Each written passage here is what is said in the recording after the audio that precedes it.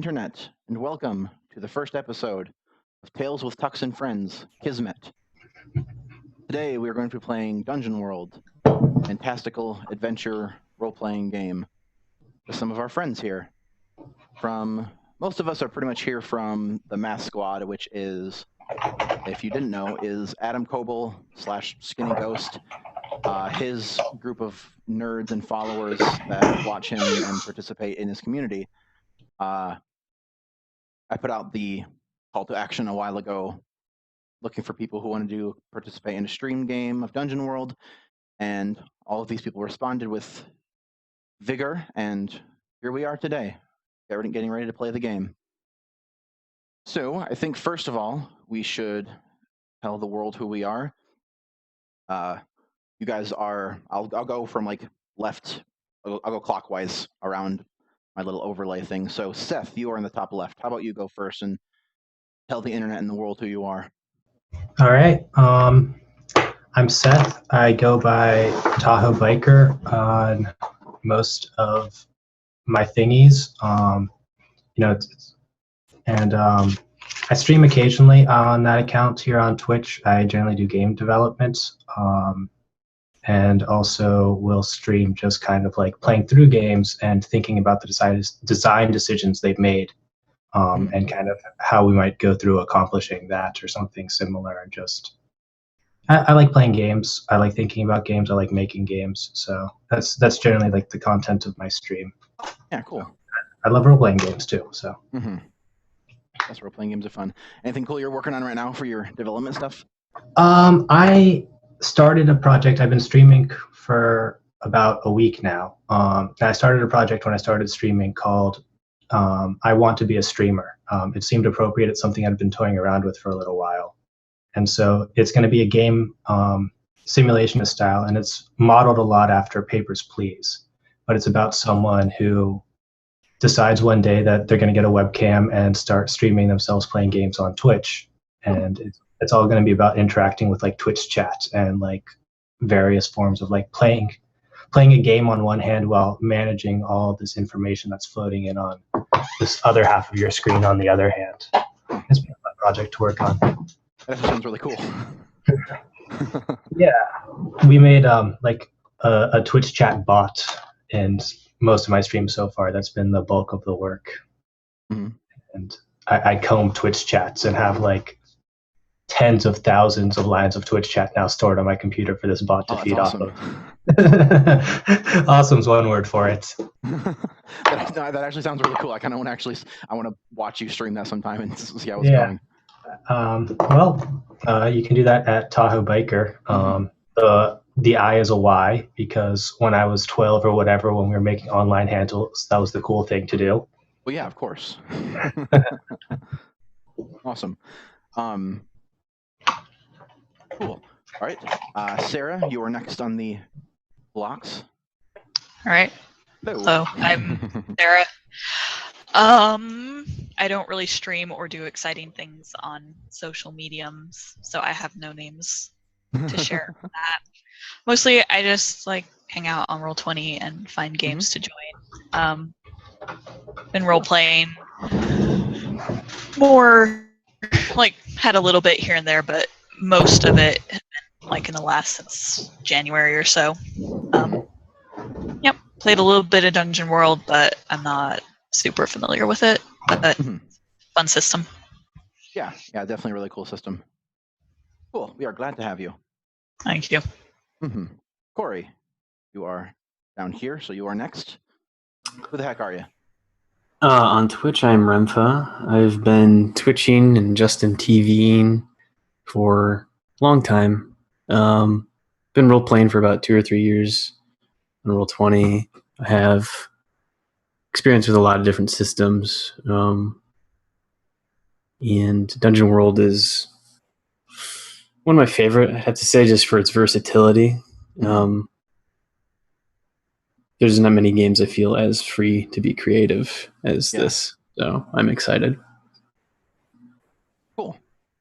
Awesome. Yeah. And Josh, you are last but certainly not least. Morning, I'm Josh. I don't use a whole lot of social media either, so if you can find me, it's usually as Josh Gates or Josh, depending on how early I signed up for something. Been playing D&D for on and off for about a year or so. Haven't really played much Dungeon World, but really looking forward to it. Cool. Alrighty. And suppose I will go then. I'm Adam / Tux. Being Adam is odd in a community based on a person named Adam, but so mostly I tend to go by Tux or Tuxtradamus. I have been playing games for a long time, video games longer than role-playing games or like the tabletop games, because I didn't know about, well, I like fairly know about them, like, but then only actually got into them like a couple of years ago. And then since then have done my fair share of playing, running a lot of different systems and such, anywhere from like done some D&D, did some Stars Without Number, did some Marvel games, did Dungeon World, did Apocalypse World, bunch of stuff. I also really like Dungeon World and Apocalypse World and the games with systems based on that, just because of, yeah, like you were saying, how versatile they are, how creative it allows not just the GM but also the players, because the point, like it's not only like encouraged, but it's like deeply threaded into the mechanics for the players to also be a part of creating the world and creating things that happen. Yeah, I can kind of go into that more because I was going to also, for anyone who's watching that, and for I know a couple of you know about Dungeon World, but haven't quite played it a lot, so also like a little overview of the game. So it's based on a game called Apocalypse World, which is created the system called Powered by the Apocalypse, which is basically about the point of it is to be like less like simulationist, less like battle chessy as D&D can be, and yeah, it's designed to be like a narrative experience, like where it's like that's supposed to be a conversation between the GM and the players. It's, oh, we lost somebody. We lost Seth. Okay, we'll keep going. Hopefully he'll join back in. Yeah, it's designed to be like a narrative experience, like a conversation between the GM and the players. And what's interesting is the players have like their rules and their character sheets. The character sheets dictate like what they can and can't do. Like in D&D, like you have your skills and then you roll, and then you either pass or you fail. With these kinds of games, you roll 2d6 plus something, one of your stats. On a 10 plus, you get what you want. On a 7 to 9, you get what you want, but there's a complication. Like something could happen, like you might get what you want, but there's a cost to it. You might have to choose between what you want and something else that's not so bad happening. On a 6 or below, basically, I get to tell you what happens. You might get what you want. You might not get what you want. What I say happens, and then I'll go, what do you do? And we get to go on from there. Dungeon World is applying that system to fantasy adventures like D&D and like any number of fantasy books or movies or video games you've seen about cool people that can do cool things, going out and doing cool stuff in cool ways, and then having a lot of bad stuff happen to them because GMs are assholes. Great secret there. Yeah, so like I was saying, it's like merged into the mechanics that the players contribute just as much, if not more, than the GM. The GM's job really is to take all the stuff that we come up with, like gel it all together into something, and then Dungeon World doesn't have quite as good of a term for it as Apocalypse World does. Apocalypse World's thing says to barf forth apocalyptica, and basically take all the stuff that we come up with and just barf it back to the players, all with all sorts of bad stuff and awesome things that happen, and then we play to find out what happens. And that's basically the motto of Dungeon World and these kinds of games. So I put out to both the players and to I decided to throw it out to the other Math Squad people as well. Put it out on whoever follows me on the things for what our starting scenario should be. And where'd you go? Move these overlays around since I'm not sure if Seth will be back in. Okay. That's okay for now. We're all mostly in our cameras anyways. So we have a tie. Actually, it's a very unique set of data. The two that are at the top are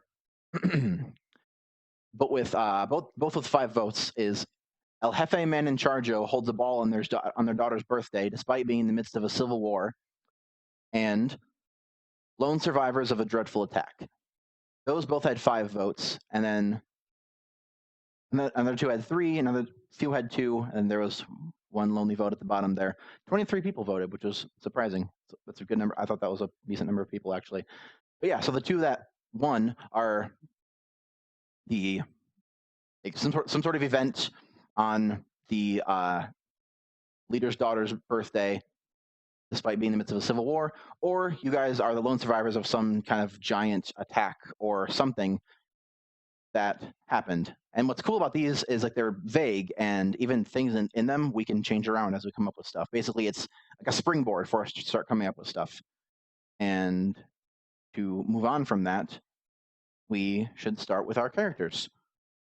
So, let's see. Since Seth is gone, Sarah, you are next on our clockwise list. So, All right.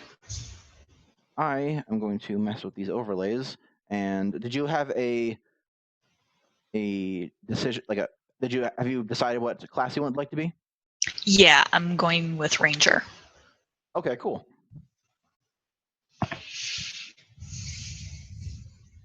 Ready?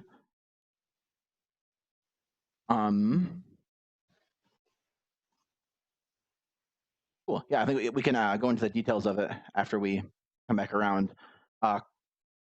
Corey, have you decided on a class? Yeah, I am going to be playing Akula, the Berserker. Berserker, cool. Yeah. I guess I'll decide kind of more about his background when we know what our setting is and our relationship to each other. Yeah, that's what I was kind of thinking. I was going to see if everybody had an idea for their characters, because I know that can be another thing if some people want to be the same or whatnot. And Josh, have you? Is there a class you were thinking about being?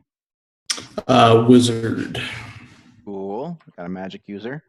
Awesome. Alrighty. And then I guess if Seth comes back, we can, excuse me, get his class and everything. Yeah. So, Sarah, how about we start with you on the going down the list, going down the sheet, and saying the things you have chose. Well, I haven't chosen things at the top of the list. My name is Kress, Kress. Cool. How about I have sharp eyes, wild hair, traveling clothes, and a lithe body. Cool.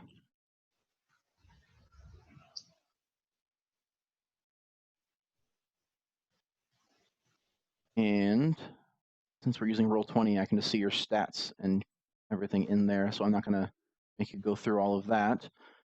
Yeah, let's go with the cooler stuff. So, I'm going to bring up my own Dungeon World PDF so I can walk through it with you as well.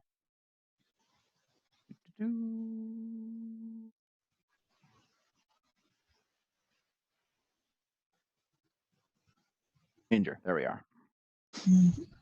All right, so you start. And this is also, I guess we can kind of explain it as we go along too for anybody that It is different than D&D. So in Dungeon World, your character, your playbook, which is a character sheet essentially, and what like your class and kind of the all-encompassing thing of what your character is. Your character sheet is your playbook gives you certain moves, and moves are things you can do where you roll, or some of them you don't roll for. But basically, a move lets you have control over what happens. If you don't have a move for something, then it's up to me, and I have moves that basically fill in the cracks between all of the player character moves. It's actually like my job, because Dungeon World's also kind of unique in that like D&D and a lot of other games, they say like when they're talking about how to run a game, it's like, oh, here's like some things you could do, like here's maybe an idea. Dungeon World says, here is how you GM. If you are not GMing this way, you are doing it wrong. And there are things that I'm supposed to do whenever the players ask me what happens, whenever a move says we have to figure out a decision that has to be made. Yeah, basically, if a move doesn't say something happens, I say what happens, which is a little, I don't know the word, but like not off-putting, but a little. It can be a little like people can be a little nervous in that, like it leaves a lot up to the person. But it's also a thing in Dungeon World to say, I am not out to get you. If I was out to get you, I could just say, the world splits in half and you all die. The end. I win. But we're not going to do that because that's not fun. Anyway, back to the Ranger. You start out with the moves. So you start out with the move Hunt and Track, which is basically the Ranger being able to Range.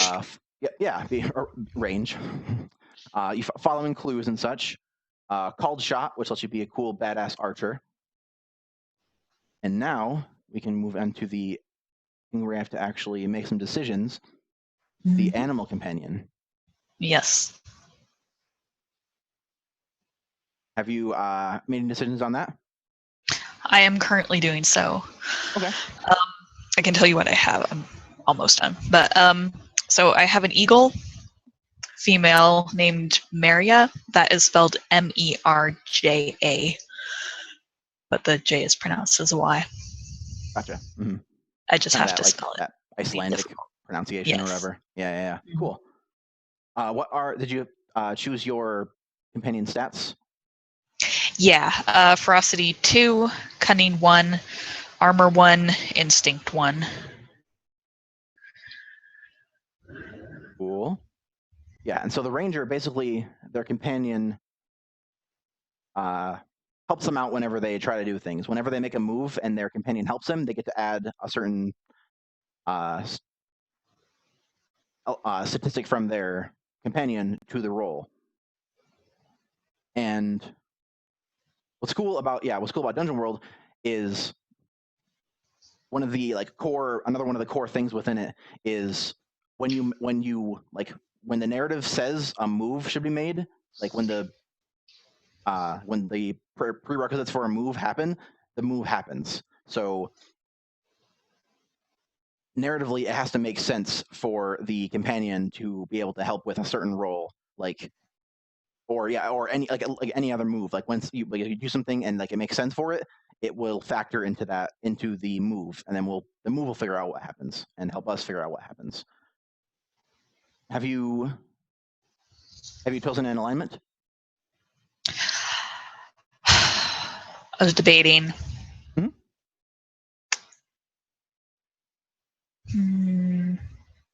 I think I'll just go with neutral. Cool. Okay.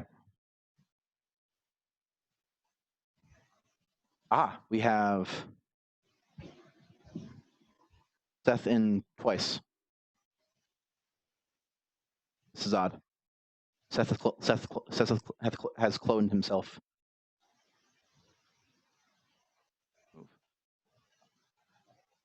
There we go. Cool. Alrighty. Welcome back, Seth.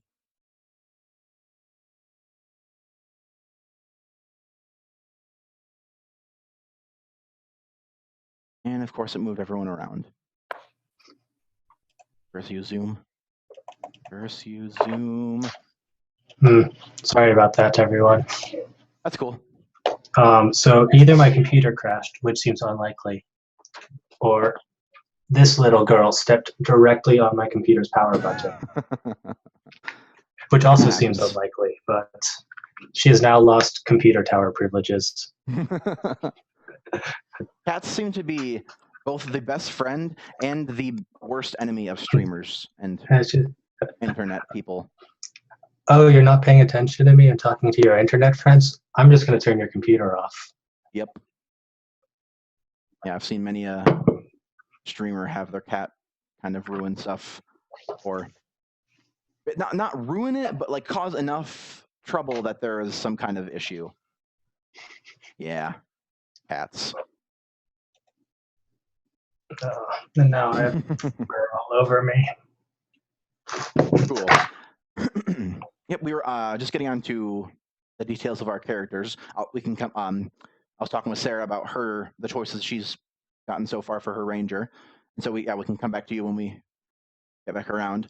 So Yeah, no worries. Cool. Alrighty, so neutral.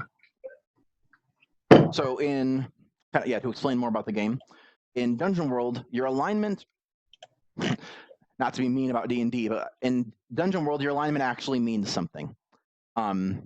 Basically, there's like each alignment has a thing for it, and for the ranger, for neutral, it says help an animal or spirit of the wild.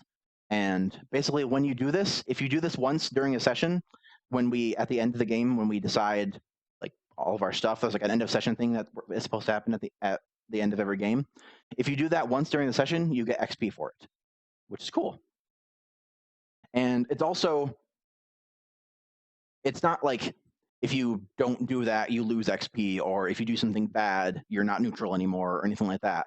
At the end, you either say, basically when we get to the alignment portion of the end of the session, you say if you believe you've accomplished that, or you can also change your alignment move, like neutral, like if like right now it's help an animal or spirit of the world. If you feel like your neutral ranger doesn't really follow that sort of thing anymore, we can change it to be something else.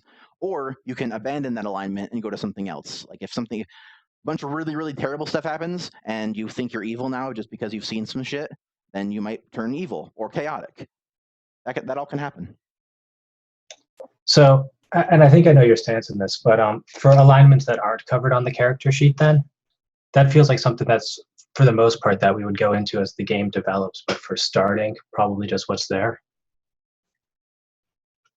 Yeah, if you have an idea of something you want to be different, feel free to bring it up and we can kind of change it around too. But yeah, like it's you can like for now, like if you wanted to pick that, you can.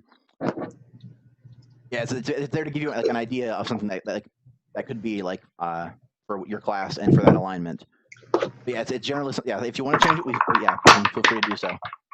Okay, I'm not right now, but for the future. Yeah, like and especially as we move on too, like it might be if you're doing like it's also something like if you're doing something a lot and you're not doing that action a lot, like you've never like Sarah, like yeah, since we're talking about you, I'm just going to keep using you as an example. Like if you never think about helping an animal or a spirit of the wild, but you're always like hunting, like I can't think of anything, but yeah, if you like there's something like else that like fits being a neutral ranger better that you do a lot, and just for whatever reason, like either we're not in the wilds a lot, or your character doesn't really do that, we can feel free to change it to that too, because it's basically like it gives you XP, so you want it to be something you're actually going to do. Mm-hmm. Cool. Alrighty, have you picked out your gear? Yes. So I have a hunter's bow and a spear, and adventuring gear and an extra bundle of arrows in addition to my starting. Gotcha. All right, yeah. So you'll have 6 ammo for your arrows. Just rolling in arrows. Yeah. Literally, it's very painful. So many arrows. The adventuring gear is a pretty cool thing too that I can explain also. So the adventuring gear is basically it's a backpack or a thing that has random assortments of items in it. whenever we're doing something and you like, or it's like, if you're like, if you guys walk up to Sam and I'm like, you reach a sheer cliff, you don't really see any handholds, but the guy you're chasing is now up on top of that cliff. What do you do? And you're like, man, I really wish I had a rope. You can say, I pull a rope out of my adventuring gear. And then you pull the rope out of your adventuring gear and you can use the rope. And then you mark off one of your adventuring gear. It has 5 uses, but now you have, like, so if you pull out a rope, now you have 1 rope and 4 uses of adventuring gear left. Like, you don't lose the item when you pull it out. It's basically just declaring that's one of the uses, which is really, that's another thing I really like. It kind of fits into the whole narrative thing, just like people seem to have the right thing when they need it or whatever. Right. Yeah. Alrighty. And then we'll skip past the bonds for now, so we can kind of get all the characters together and figure out what exactly we're doing. I don't remember if I mentioned that I'm human. That's the only other thing on my sheet that I'm noticing at this point. Yeah. Okay. So human. So you move for human. Oh yeah. So when you make camp in a dungeon or city, you don't need to consume a ration. Cool. Mm-hmm. Alrighty. So now getting into the real part of Dungeon World. Where did you meet Maria? Oh man, I know, so unexpected for Dungeon World. Let's see. So I've known her. We first met a couple of years ago, maybe 2 or 3 years ago. I was, think, just go with kind of traditional story. I found her injured in the wild, and she was kind of suspicious of this strange human trying to, manhandle her. But I managed to fix her up, get her mended, and now she's, we have an understanding. Cool. She's saved my life. I've saved hers. It's wonderful. Mm-hmm. All right. Cool. So was that like in a forest, or like where was it that you found her injured? It was kind of in a more mountainous region, like at a base of the cliff. I think she probably got caught in some bad, like, weird updrafts, and the winds kind of tossed her around and battered her around a little bit on the rocks there. Gotcha. Cool. Get used to that, by the way. Questions are like, just I let it rain in questions, basically. Yes. Yeah. Alrighty. Cool. I think now we can move on to, let's go to Corey. Okay. Alrighty. So Corey, tell us about your character. What you decided so far. You don't have to have, you don't have to have everything picked out right now. Just okay. What do you got so far? Akula, which is shark in Russian. Oh, that's awesome. He's berserker. Berserker. I think you'll find out pretty quick what his alignment is. He's kind of cold, dark lawful, eyes. Right? You're lawful? Totally. Kind of dark, blast back hair. Human. Yeah, has an axe, shield. Probably wears whatever clothes are practical for the temperature and whatever environment he's in. Probably scarred. Lots of scars. From battles, just yep. Random ones all over the place. Bear fights, human fights, whatever. Yeah, that's him so far. Alrighty, so I need to find the berserker thing again. Yeah. The to the audience, the berserker is there's like certain classes and playbooks that come in Dungeon World, and the berserker is one that was made by a third party. So I'm going to find them just so I can go through it. And Where that berserker? Berserker. I can feel a Found you. bond between our Found you, berserker and our barbarian. Okay. I mean, I'm just looking at the bonds for the barbarian, and there's blank shares my hunger for glory. The earth will tremble at our passing. Sounds good. That seems fitting already.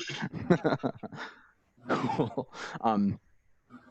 Alrighty, so down. Have you decided on an alignment? It's a Chaotic, secret. Secret. assuming. Something. I can tell if you really want to know, but it's a secret. Right? If you want to keep it one, like I'll need to know so we can decide on the for the end of session. But if you want to keep it like a secret for now, you can. Okay. Yeah, I'll tell you what it is at the end of the session. Yeah, cool. Yeah, You that could sounds actually good. probably see my character sheet, right? Oh yeah, in the character sheet. Yeah, that I could look it up there too. It's not hard to figure out. I just. Alrighty, so and then you're a human, which means once per battle you can re-roll a single damage roll, yours or someone else's, Yep. which is awesome. Yeah, so that'll be you basically just hitting a bunch of people or helping someone else hit someone really hard. Mhm. All right, and then the berserker. So the barbarian in Dungeon World. Seth, you're gonna be the barbarian, so actually we can kind of talk about that when we get to you. Yeah, the berserker is basically the one like they actually have the move called Berserker Rage, and basically they get to choose a bunch of cool stuff whenever they get in the battle, and they just go blood red, crazy eyes, and just try to kill as much as they can. But it can backfire. Yeah. Yep. Backfires And are you get to bend bars and lift gates, which is cool. Yep. You get to knock through things and destroy it. Alrighty, so how about your gear?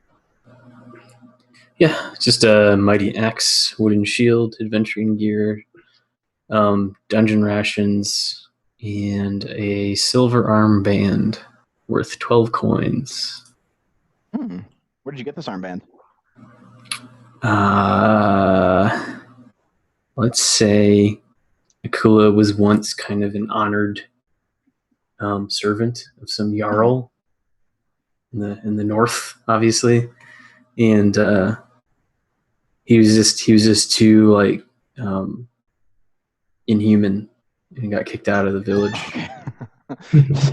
One day they're just like, dude, you have to stop killing people.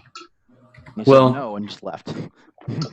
It's not clear if it would, because he was just around other berserkers, so killing wasn't unusual and displays Was of it like a violence. clan of like berserkers, or what were you? Yeah. Or were you like the berserker in like a group of other people? No, I mean it's a typical tribe of sort of Viking berserkers. Okay. In maybe the claim isn't really legitimate. Like maybe he just kind of got a bad rap or blamed. They're very religious folk too, so maybe he, I don't know, the Okay. what's the spiritual leader of I'm trying to think of the Saga of the Icelanders. Anyway, the goatee, saw something bad about Akula. Yeah. And Akula caused this terrible thing that happened to the village. And maybe Akula has his own opinions about what really happened, but Okay. It's kind of like vague about why exactly you left. mhm. Are you pretty quiet about it if someone were to ask you? Or are you just Depends. gonna give out your opinion? I mean, I wouldn't just tell anybody. Okay. Cool. And it might take a while to get the truth out of Akula. Gotcha. I think his first initial response would be, to defend himself, say that, he didn't cause whatever bad thing happened. Yeah. Okay. But yeah, that silver armband is Mhm. is something that was given to him upon becoming a sort of honored warrior servant. Oh, okay. This was like and was it like a rite of passage kind of thing? yeah. Okay. Yeah, What did you do for your rite of passage? Was it like a glorious battle or some sort of trials? Definitely had to kill somebody or survive a battle or maybe just like prove in training that he was ready to go into a fight. Okay. And I think, instead of giving the band back, I think he was probably going to be killed. He was probably going to be sacrificed, and he escaped in time and didn't give back the armband. So you escaped, basically. Yeah. A wanted man. Well, in this I can't wait till we go up to this northern village. it's in the middle of nowhere. We'll never. Hey, there's that guy. He's back.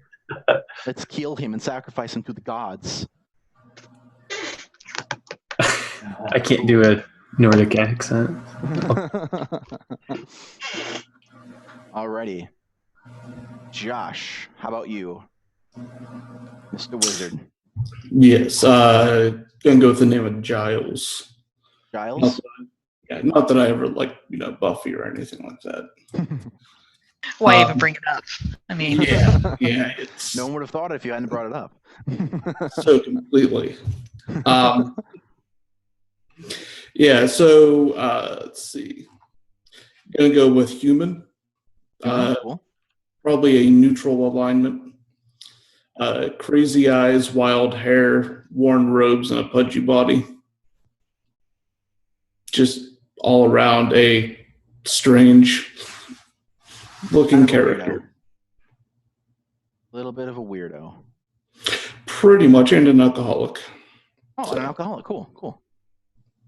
All the good Well, ones. Wizard. Perfectly There's together. nothing that can go wrong with that. Exactly. Awesome. Alrighty, let's scroll on down. Alrighty, so as you might think, the wizard gets to cast spells.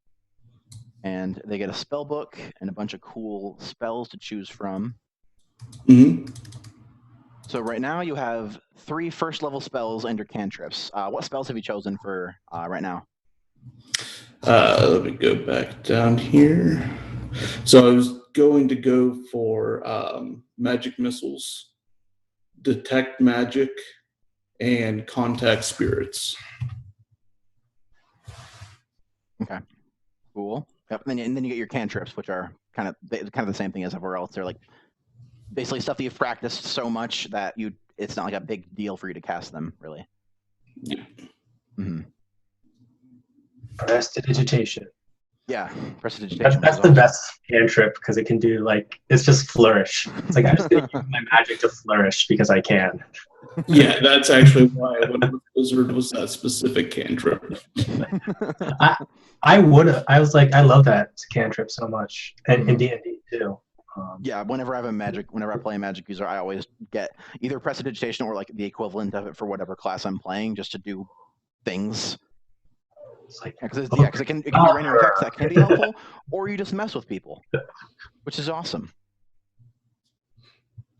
So, where did you learn to do your magic?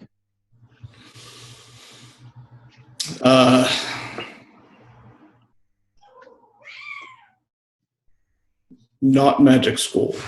Not a magic school, okay. No, I was abandoned as a kid, and some wizard found me and decided to raise me. Cool. Taught me a lot about what he knew. Okay. Did they? Is it a guy, male or female wizard? Female. Female. Okay. What's her name? Stacy. Okay. Stacy. I hear her mom has got it going on. Absolutely.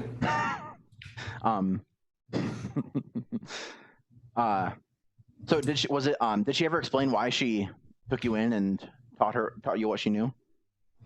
Yeah, she mostly just found me abandoned in a ditch on the side of the road and felt bad for me. Okay, so it's kind of an act of kindness. It was just bring you in and then, you know what, might as well teach you some stuff. Yeah, Gotcha. as I started to grow up, and I was showing interest in what she was able to do, she started to slowly teach me, and it turned out that I had a knack for some of the simple things. Cool. So yeah, initially it was kind of like, oh, look at this orphan. I'm gonna be nice and bring him in, and then holy crap, he's actually got kind of like a natural talent for magic almost. Yeah, though she would get a little ticked off when I would start changing the color of her hair randomly. And Cool. Alrighty. And then, what gear have you chosen? going with just leather armor, the two-handed staff, spell book, rations, and healing potion. And a potion. Cool. So what does your spell book look like? It's actually about the size of like a 4x5 little book with some pretty worn leather on the outside of it. The pages are really rough, like they were handmade paper, and fairly thick. And attached to the outside of it, there's just a little fountain pen. Cool. Sounds fancy. Did Stacy get that for you kind of as a congratulations on being a wizard thing, or No, she actually made me make it. Oh, she made you make it. Gotcha. Yep, that was part of one of the things I had to do in order to learn was make everything. Cool.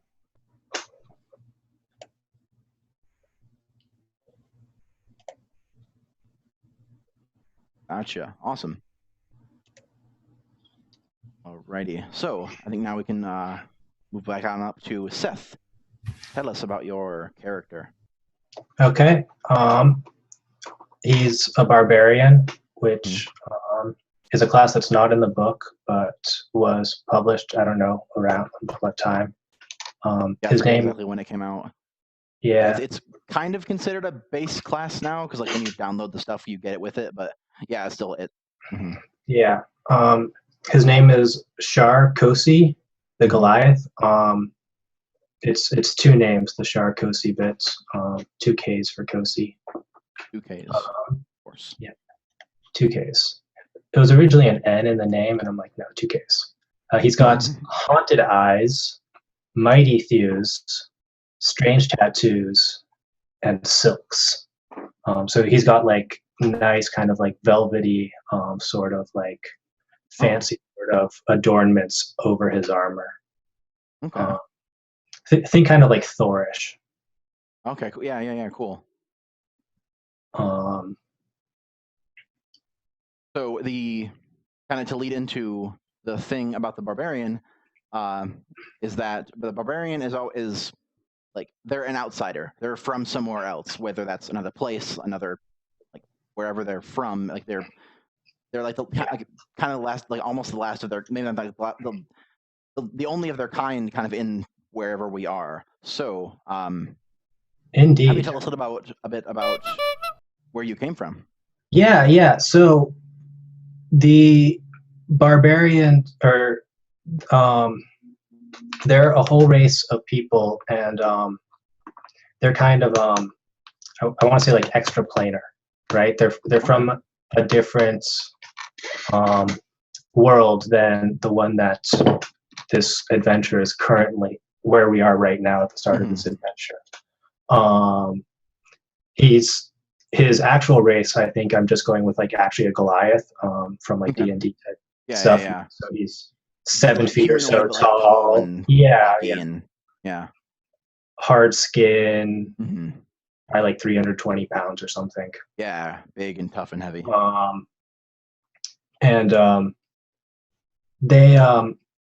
They're a warrior people, and as part of their coming of age, they journey into these different planes and complete various tasks as part of a ritual kind of undertaking. That is where they get their second name, and they're also granted their title. But his is a bit different than that. He has permanently ventured to this current plane, or at least left his original plane, and chosen his own names himself rather than the ones that were given to him. Okay, so you chose to leave your place. Yeah, he's an outsider even amongst his own people. Oh, okay. He's got neutral alignment, because while he may have left his people, he still believes in what he was taught by them and what they stood for. So he does like to share their ways and spread what he views as like the real good of their people, even if right now he is unhappy with them. Yeah. Cool. So, so you said normally the names are like given upon passing this ritual, but you chose your own. Yes, the second names are, yeah. Is Kotsi like a word from your people, and does it have a special meaning to you, or was it just kind of sounds cool? It does have a special meaning to him. It was the name of another. It was someone else's given name, and he took it up in honor. And the Goliath kind of just is something that struck because he's really the only Goliath. Maybe there's a few more coming around now and then, but you know, he's the Goliath on this planet. Yeah, cool.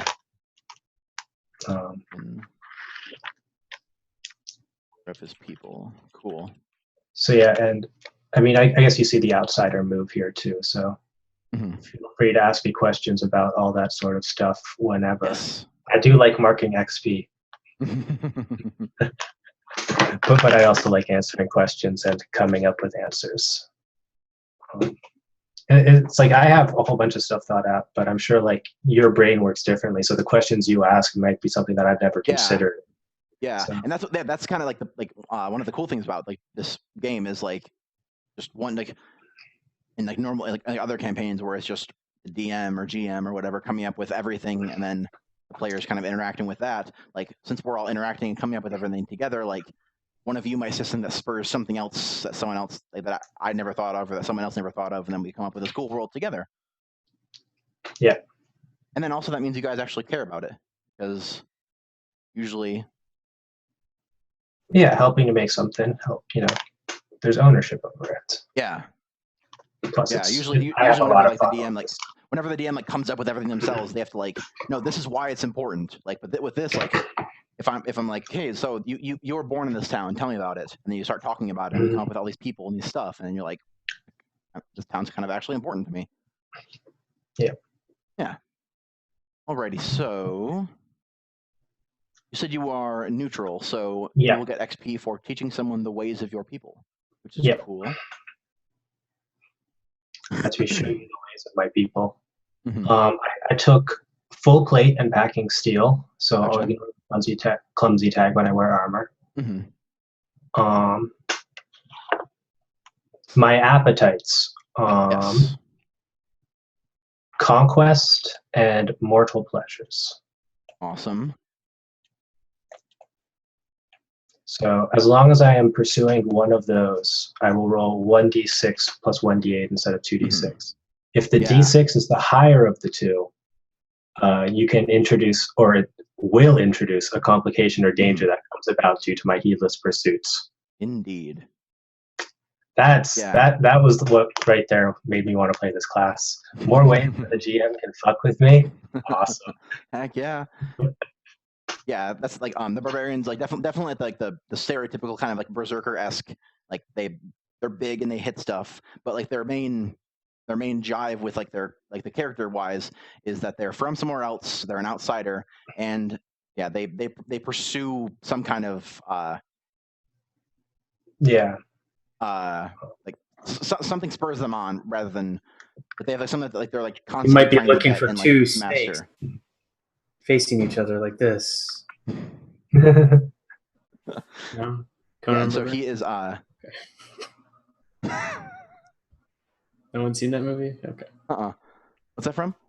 Sorry. Conan the Barbarian? I haven't, but I've watched Conan the musical. Long so they made a Conan musical? It's just it's like a 3-minute video. Silly. I think I've seen it. It's just been like when I know it's in a long time, I forget little references, and so I feel bad. It's a good one. Should rewatch it. I should. Arnold is the smallest guy in that movie.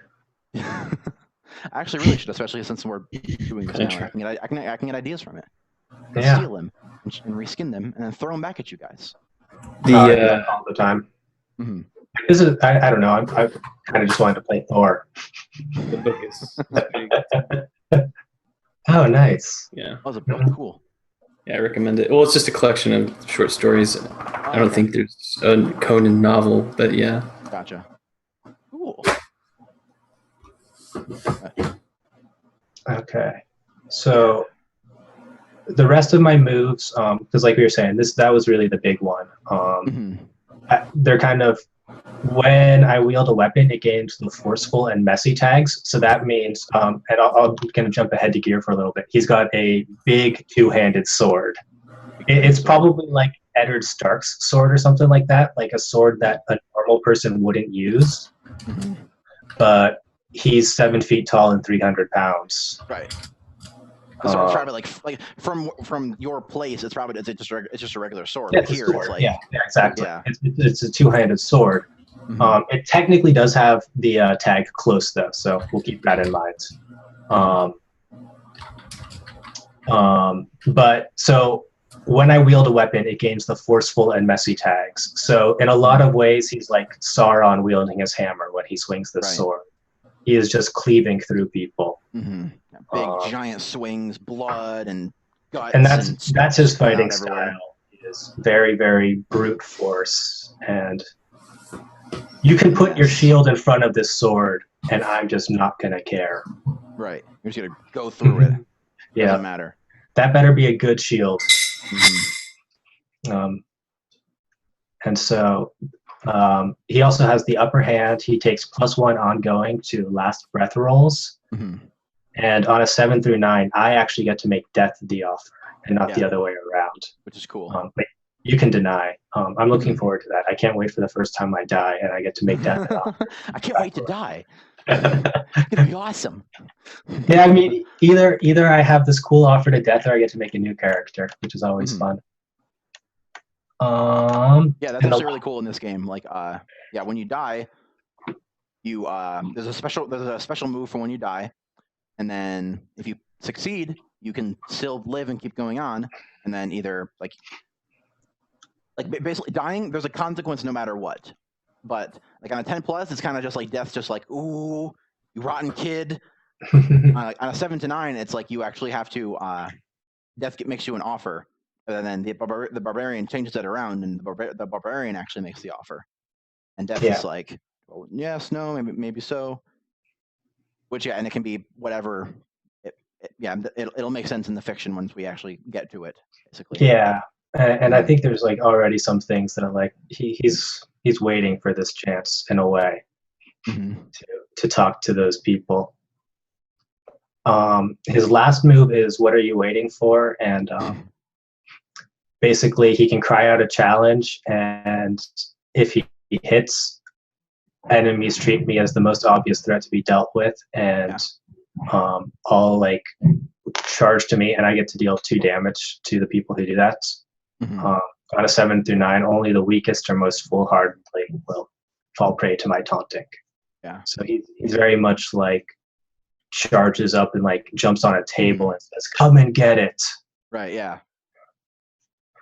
Who's first? Whenever there's a fight, you're charging in, and you're going to try to get the most attention, and it lets you get the aggro. Yeah, it lets me make use of that forceful and messy tag. Yes, it does. So the rest of my gear is I went for the 2-handed sword, and I have chainmail. Cool. I have a dagger, dungeon rations, and he has a token of where he's from, which is a big, heavy chain. I'm almost considering making it big enough that it's worth 1 weight, but then I'm like looking at like chainmail's 1 weight. So like that would be a really big chain. A really big chain. So it's not quite that big, but it's a big chain, and it's interlocking, alternating links of steel and silver.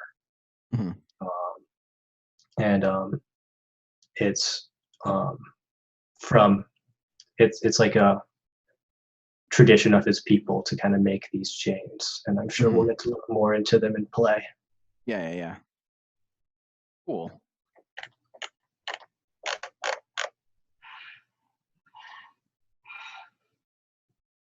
Is it like a special? I guess to kind of just specify a little more. Is it like a thing that like a lot of people have, or is it like is this like a really special thing where you're from? Can it be both? It's like really special, and a lot of people have it, but people will only ever have one. Okay. For the most part, it's like sentimental and nostalgic, and like crafting one is a big deal, and it's not something you do alone either. Gotcha. But so they're not unique or rare, but they are special. Okay. Yeah. Cool. So yeah, like at some point in a Goliath's life, they make this. Is it always a chain, or like is yours a chain and someone else's might be like something else? No, I think this is always the chain. Okay. So yeah, the chain's like it's more like it's a symbolic thing for like the whole. Absolutely. People. Gotcha. Yeah. Absolutely. Symbol to the people. Gotcha. Cool.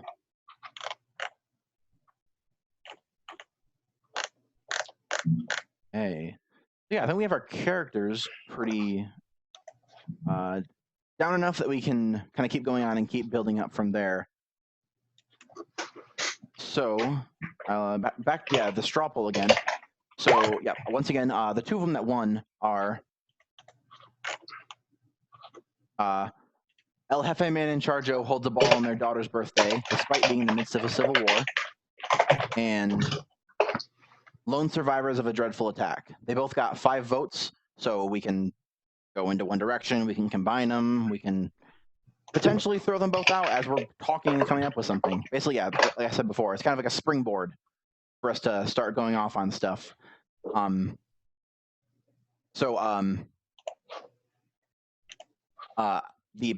El Jefe Man in Charjo is just a reference. It's just term for person in charge. So, of this place, who do you think is like in charge of where we are? And now it's the opening up to like everyone can say something, contribute. We can all start kind of putting stuff together.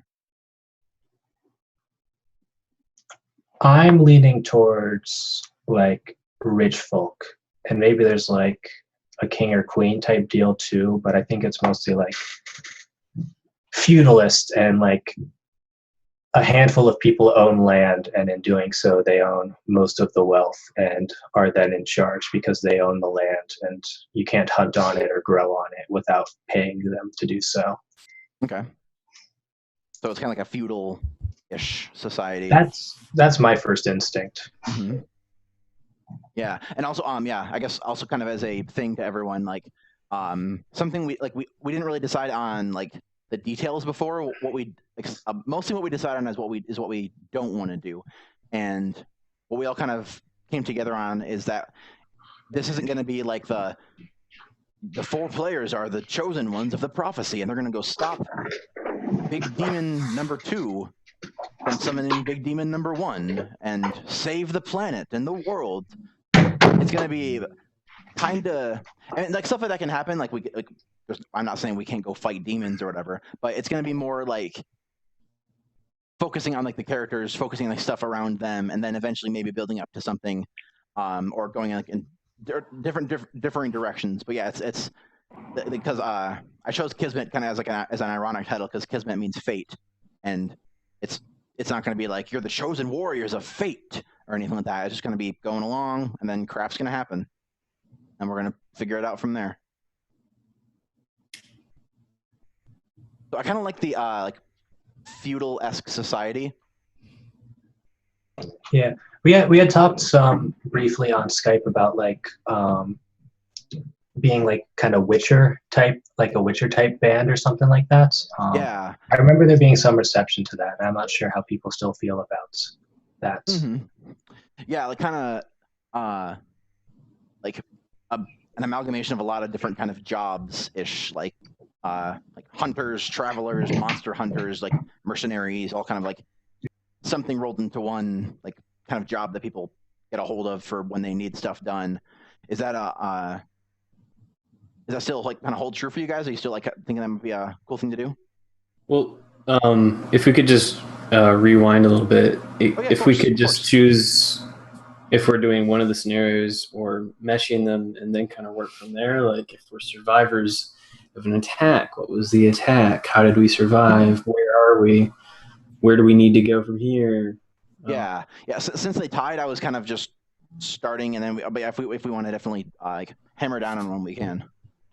I just don't know what we would be doing in the middle of a ball, right? A wedding in the middle of a civil war, right? It's. I just don't know what a is. Like, basically, it's something's happening, and we can figure out what's going on. We're standing in the corner, awkwardly out of place. We're just looking at I'll guard my daughter during this glorious ball. I mean that could be it too, right? We're not actually like in the ball, but we're like on the perimeter or something like that. There's. I mean, how do we mesh those scenarios? We survived an attack. I don't see them meshing too much. Okay. They don't have to. Unless like the attack was the ball and we didn't succeed in protecting it. That sounds okay. Yeah, let's start with that. What horrible it was a civil war. So maybe a surprise attack. Yeah.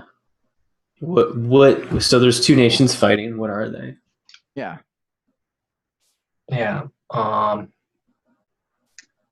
I think like I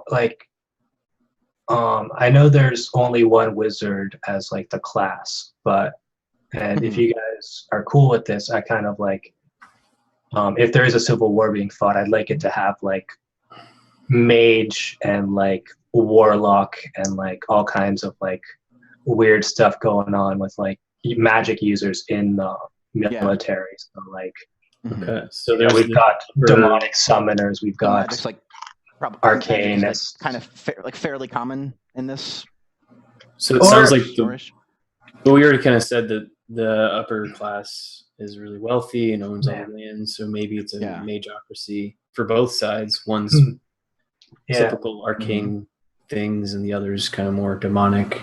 So which side were we on? Were we on the warlock team or the wizard? Okay. Oh, warlocks versus wizards.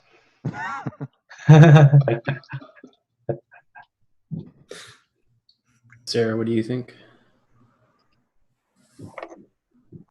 We're on team wizard. Okay. So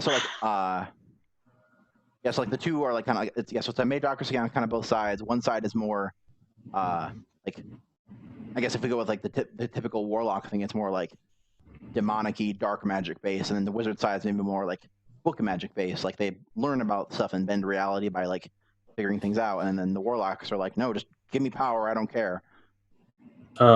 Josh, where did the party that went wrong happen? Was it on his like estate in the country? Was it in the middle of a city? Yeah. Where did the attack happen? People are just leaving. What is this? In this case, I would say that if we're going for a mash between the two, that it's at a party at his estate. Okay, in the country. Mm-hmm. Yeah. In this case, I probably would have just crashed the party looking for, something to eat and drink. Yeah. Actually, it is 7:30, so it's been an hour. Would you guys like to take a little break just to kind of stretch your legs, go to the bathroom, get some something? It's already taking a break, anyway. Yeah. So Seth and Sarah already decided on it, so I guess we're going to take a break. Cool. We shall be back in just a few minutes. I'll put 5 on the timer just to set a time. So, yep. Cool. Cool.